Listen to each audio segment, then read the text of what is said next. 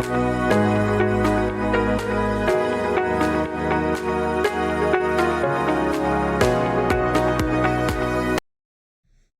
Morning friends.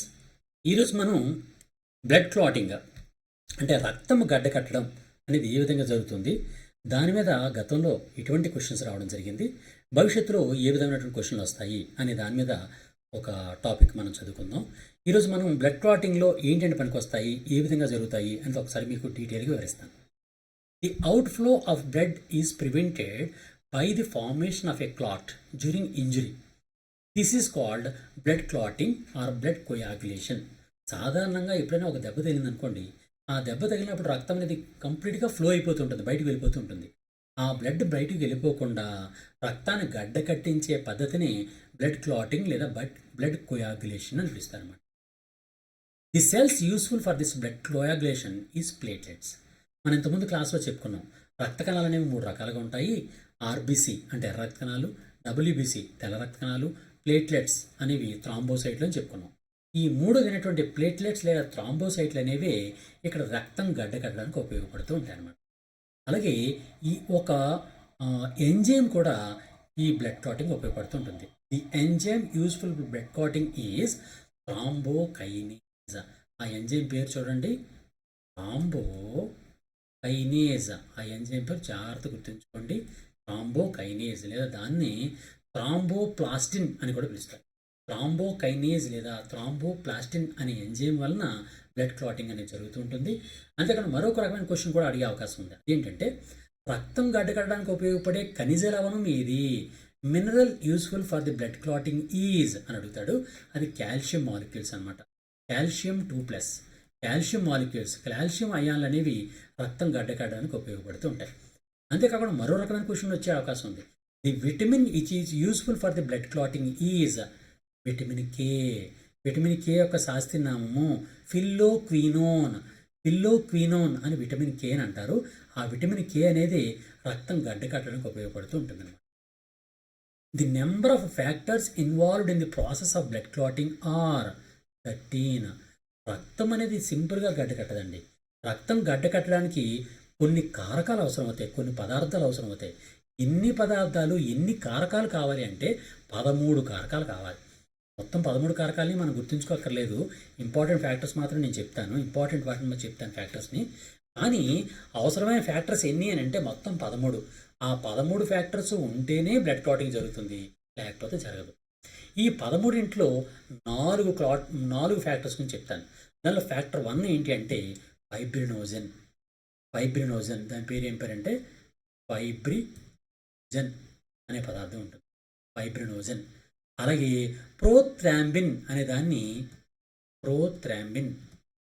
Factor 2 అంటారు. అలాగే factor 3 అనేది థ్రాంబోప్లాస్టిన్. అలాగే కాల్షియం అయాన్స్ని ఫ్యాక్టర్ 4 అని పిలుస్తారు, ఫ్యాక్టర్ 4. ఈ విధంగా ప్రధానమైనటువంటి ఈ 4 కూడా ప్రధానమైనవి. కేవలం 4 fibrinogen, prothrombin, thromboplastin, calcium ions. ఈ 4 కూడా ఫ్యాక్టర్ 1, 2, 3, 4 అనమాట. ఈ 4 ఫ్యాక్టర్లు చాలా ఇంపార్టెంట్. కానీ నిజంగా అవసరమైనవి మాత్రం 13 అవసరం అవుతాయి. ఈ 13లో 4 గురించి మాత్రం మనం మాట్లాడుకున్నాం. ఇప్పుడు ప్రాసెస్ ఆఫ్ బ్లడ్ క్లాట్ చూద్దాం. అసలు బ్లడ్ క్లాట్ అనేది ఎలా జరుగుతుంది? The substance which initiates blood clotting process is thromboplastin or thrombokinase by platelets and injured tissue. At the site of the injury, the injured tissue cells and the platelet release thrombokinase. The thrombokinase, with help of calcium ions present in the plasma, converts the inactive prothrombin to active thrombin. Thrombin reacts with the soluble fibrinogen of plasma to convert it into the insoluble fibrin. Fibrin is a solid substance that forms threads which are sticky and form a network mesh at the wound. In the network of the fibrin, the corpuscles are trapped there and forms a clot. The substance naturally present in the blood and prevent blood clotting is heparin. ఇక్కడ మీకు ఒక detail మీకు చెప్తాను. ఇది మీకు అర్థంగా అయ్యి ఉండదేమో అని నేను అనుకుంటున్నాను. డీటెయిల్ మీకు చెప్తాను చూడండి. సాధారణంగా మనకు ఒక దెబ్బ తగిలింది అనుకోండి, ఫర్ ఎగ్జాంపుల్ మన చేతి మీద ఇలా చెయ్యి ఉంది. ఈ చేతి మీద మనకు దెబ్బ తగిలింది. దెబ్బ తగిలితే ఈ దెబ్బ తగిలినటువంటి భాగంలో టిష్యూ ఉంది, అంటే కణజాలం టిష్యూ. ఈ టిష్యూ అండ్ ఇక్కడే ఉన్నటువంటి అక్కడ పగిలిపోయినటువంటి ఈ భాగంలో ఉన్నటువంటి ప్లేట్లెట్స్, ఈ రెండు కలిపి ఒక ఎంజైమ్ ప్రొడ్యూస్ చేస్తాయండి. ఆ ఎంజైమ్ పేరే థ్రాంబోప్లాస్టిన్. దాని పేరు ఏం పేరండి? థ్రాంబోప్లాస్టిన్. థ్రాంబోప్లాస్టిన్ లేదా దీన్ని ఏమి పిలుస్తారు? థ్రాంబోకైనేజ్ అని కూడా పిలుస్తారు. ఈ థ్రాంబోకైనేజ్ అనేటటువంటి లేదా థ్రాంబోప్లాస్టిన్ అనేటువంటి ఎంజైమ్ అనేది ఇందుకు రిలీజ్ అవుతుంది, ఇక్కడ రక్తంలో విడుదలవుతుంది అనమాట. థ్రాంబోప్లాస్టిన్ లేదా థ్రాంబోకైనేజ్. వెంటనే ఈ థ్రాంబోకైనేజ్ ఏం చేస్తుందంటే ప్లాస్మాలో అంటే రక్తం లోపల ప్రత్యేకమైనటువంటి ఒక పదార్థం ఉంటుందని చెప్పాను, దాని పేరే ప్రోథ్రాంబిన్. ఈ ప్రోథ్రాంబిన్ అనేది ఏ పని చేయకుండా ఉంటుంది అప్పుడు దాకా. కానీ ఎప్పుడైతే థ్రాంబోకైనేజ్ రిలీజ్ అయిందో వెంటనే ప్రోథ్రాంబిన్ అనేది థ్రాంబిన్ కింద మారిపోతుంది. ప్రోథ్రాంబిన్ దేని కింద మారిందండి?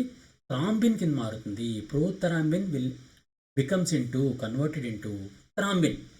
ఎప్పుడైతే థ్రాంబిన్ వచ్చిందో ఈ థ్రాంబిన్ అనేది అప్పటిదాకా రక్తంలో ఇన్యాక్టివ్గా ఉన్నటువంటి ఫైబ్రినోజెన్ అనే పదార్థాన్ని ఫైబ్రిన్ అనేటటువంటి దారాలుగా మారుస్తుంది అనమాట. సన్నగా ఉండే దారాల కింద మార్చేస్తుంది. వాటిని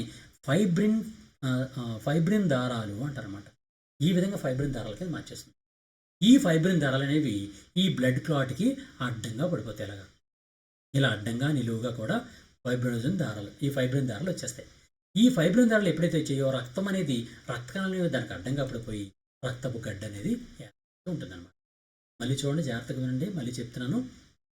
ఎప్పుడైతే దెబ్బ తగిలిందో ఆ దెబ్బ తగిలినటువంటి భాగంలో ఉండే కణజాలాలు అక్కడ ఉన్నటువంటి ఈ థ్రాంబోప్లాస్ట్లు అంటే ఏవైతే మన బ్లడ్ ప్లేట్లెట్స్ ఉన్నాయో ఆ ప్లేట్లెట్స్ పగిలిపోయి వాటి నుంచి ఒక ఎంజైమ్ రిలీజ్ అవుతుంది. ఆ ఎంజైమ్ని థ్రాంబోప్లాస్టిన్ లేదా థ్రాంబోకైనేజ్ అంటారు. ఆ థ్రాంబోకైనేజ్ ఎప్పుడైతే రిలీజ్ అయిందో అది వెంటనే రక్తంలోనే ఉన్నటువంటి ప్రోథ్రాంబిన్ అనే పదార్థాన్ని థ్రాంబిన్ అనే పదార్థానికి మారుస్తుంది. థ్రాంబిన్ ఎప్పుడైతే ఏర్పడిందో ఈ థ్రాంబిన్ అనేది రక్తంలోనే ఉన్నటువంటి ఫైబ్రినోజన్ అనే చిన్న చిన్న భాగాల్ని పొడవైనటువంటి దారాలు లాంటి ఫైబ్రిన్ దారాలు అనే దానికి మార్చేస్తుంది.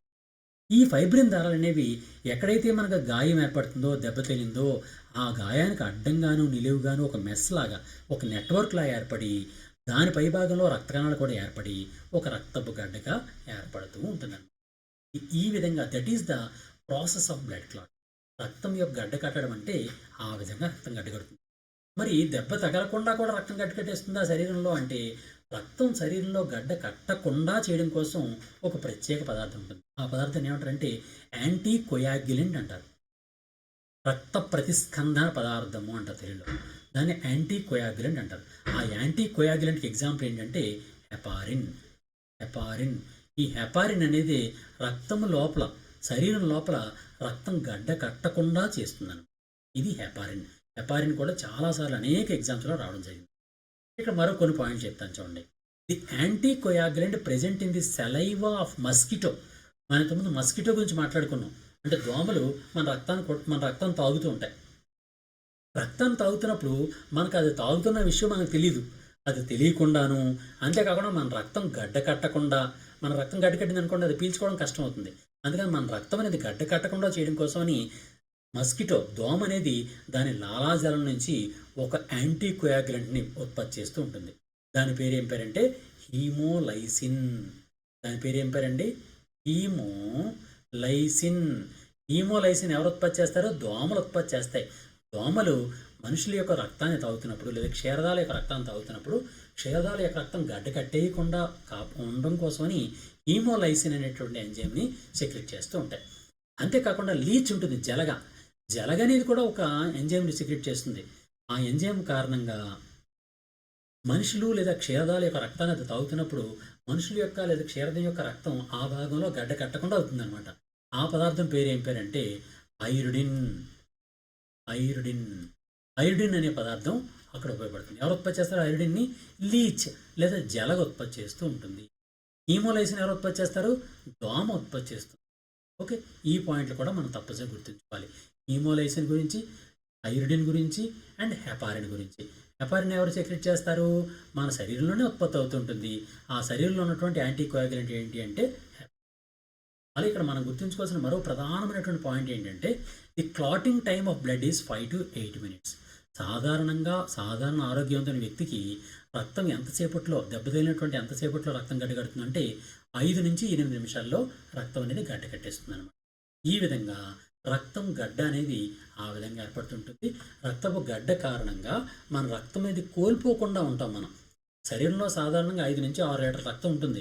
ఆ 5 నుంచి 6 లీటర్ల రక్తం కూడా బయటకు వచ్చేయకుండా వెంటనే ఆపేయబడుతుంది అనమాట. 5-6 నిమిషాల్లో వెంటనే ఇమ్మీడియట్గా అది క్లాట్ అయిపోయి వెంటనే లోపల ఉండే రక్తం సేఫ్గా ఉండి బయటకు వచ్చేయకుండా కాపాడబడుతూ ఉంటుంది అనమాట. ఈ విధంగా బ్లడ్ క్లాటింగ్ కోసం ప్రత్యేకమైనటువంటి క్లాటింగ్ మెకానిజం అనేది మన బాడీలో ఉంటుంది. ఆ మెకానిజం మీద కూడా మన క్వశ్చన్స్ ఈ విధంగా వస్తూ ఉంటాయి అనమాట. మిత్రులారా, మీరు అందరూ కూడా